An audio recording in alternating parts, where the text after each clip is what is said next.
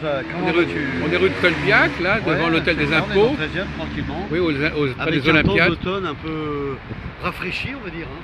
La température entre 10 et 15 degrés. Ah oui, on est le 22 octobre. Voilà, c'est ça. Donc le 23 plutôt. Ah bon, bah je suis C'est la date désolé. du 23. Ah bah alors là. Et c'est pas grave. Et donc, oui. Alors, j'avais envie de te parler d'un sujet du rapport de Jean-Luc Mélenchon en politique, en classe politique. Oui. Il y a une perquisition chez lui qui a été faite. Et donc amenée par le tribunal, c'est-à-dire pour savoir s'il n'y avait pas de fraude fiscale vis-à-vis de ses meetings et de ses campagnes, pour savoir ce qu'il en était. Et puis donc apparemment il a un peu refusé le contrôle judiciaire, quoi, le contrôle de justice par rapport à ça, puis un peu il s'est explosé, il s'est emporté quoi. Donc il accuse à la fois le président de la République Macron, et à la fois en même temps il accuse des journalistes. Donc il s'en prend à plusieurs d'oppositions de personnes, voilà, dans sa tête. Voilà. Donc quel serait ton avis là-dessus, quoi, Jacques, et qu'est-ce que tu en déduis par rapport à ça? Il y a eu d'autres partis de la droite qui se sont fait, qui est tombé sur sur le contrôle fiscal, enfin sur le contrôle des situations des partis politiques pour savoir si c'était autofinancé. Par exemple, même la droite comme la LR, Sarkozy, ils ont eu ce genre d'histoire, et puis bon, bah, finalement, ils s'en sont très très bien sortis, quoi. Il n'y a pas eu de suivi, voilà, de suite. Oui. Voilà. Donc, alors, je répondrai à toi. Tu peux le prendre un peu. Bien sûr. Attention de ne pas déprogrammer. Vas-y, Jacques. Oui, c'est intéressant, c'est les propos qu'a tenus Jean-Luc Mélenchon. Ouais. C'est pas qu'il a empêché, c'est qu'il a protesté. Il n'a pas empêché. Il a contesté, on va dire. Mais ça s'est fait quand même. Oui, bien sûr. Ils les ont rendus dans la soirée. Ouais. On dit que c'est pas normal qu'on analyse tous les membres du parti.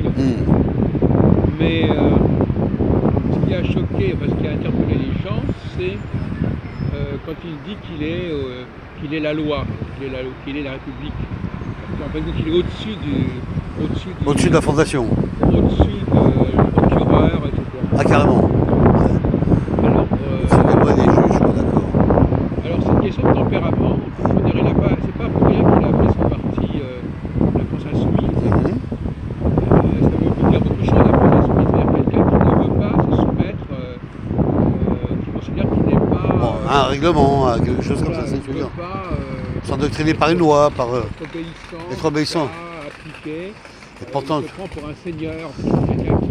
Alors que pourtant il y a des fonctionnaires qui sont soumis. C'est-à-dire par là qu'on avons des forces de l'ordre qui établissent des règlements, des lois, des interdictions comme les. Oui, mais pour moi j'ai une autre lecture. Ouais. Dans la société, il y a des gens qui se soumettent, et des gens qui ne se soumettent pas.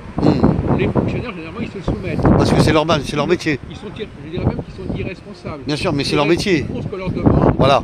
Comme Eichmann, il a supprimé des juifs parce qu'on lui avait dit de le faire. Voilà, c'est-à-dire que le commandant ou les lieutenants, les généraux d'armée lui ont donné des ordres pour. Voilà, les fonctionnaires, on applique la loi. Alors c'est une certaine mentalité, et lui, il a un certain mépris pour les gens qui font ça. Ah ouais. Il n'a pas forcément tort. Ouais.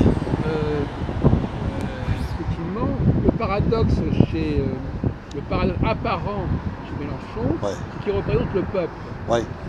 Mais celui qui représente le peuple, c'est pas forcément quelqu'un du peuple. Oui, mais alors dans ces cas. Le chef ouais. même d'un parti populiste, il n'est pas au même niveau que ses membres. D'accord. Mais alors si on prend par exemple, Jacques, si on prend Jean-Luc Mélenchon qui conteste ce type de prototype de loi, et puis etc., qui sont déjà mis en place par les institutions de la République française, soit clair.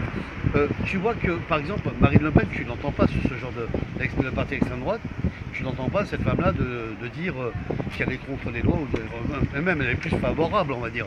Elle est pour les lois, c'est-à-dire le renforcement des contrôles, c'est-à-dire voilà, qu'il y ait une réglementation claire dans ce pays, quoi, voilà, qu'il n'y ait pas de clandestins qui rentrent comme ça, comme certains conseils qu'il y a des émigrés qui sont entrés dans le territoire et qui essaient de pourrir la situation du territoire de la France et du peuple français, quoi, voilà. Oui. Ça c'est un détail et un sujet que je voulais ajouter, quoi.